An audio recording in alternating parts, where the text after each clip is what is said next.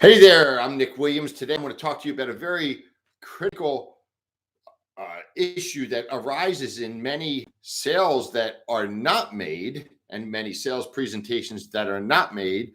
And this is critical because it happens so frequently to agents and they don't handle it properly. So this will make a big difference for you.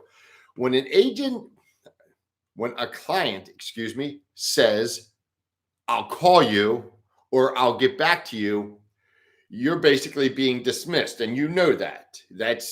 We know that's what's happening in our head. And often, so often, the agent says, okay, but let me get you some more information or something like that. Typically, the agent, they will not respond in a strong manner to that.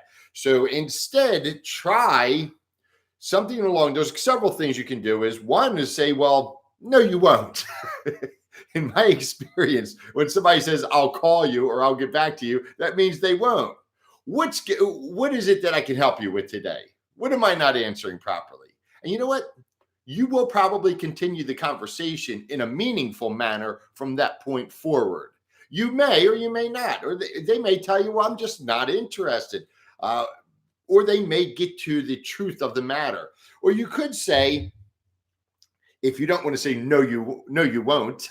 Again, the client says, I'll get back to you. I'll call you. You say, listen, in my experience, when a client says they'll call me back or they'll get back to me, they typically will not do it.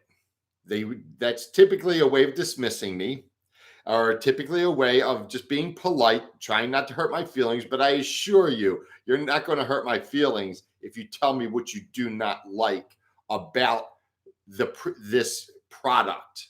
And we're discussing Medicare in this situation, but this is used for anything. And it's used for phone sales and it's used for face-to-face. But again, you're being dismissed and they perhaps don't know how to tell you, I don't like this, or I don't necessarily like the way that you've presented this to me, or it doesn't work for me, but they're just saying, well, I'll call you.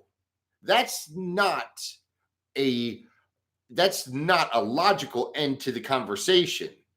I'll call you, or I'll think about it, or I'll get back to you is not a meaningful end to the conversation, to the sales call. It is it's dismissive, and it is often because the client doesn't know how to articulate what it is they want to tell you, or they don't want to hurt your feelings when they tell you that I don't want to buy from you for this reason.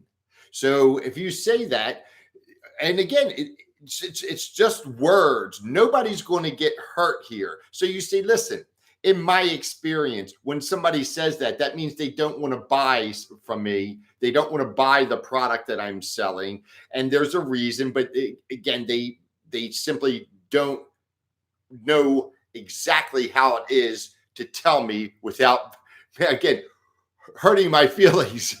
You're not going to hurt my feelings. So what is it that is the problem today? So again, the client says, or the prospect, we should say, they say, I'll call you back.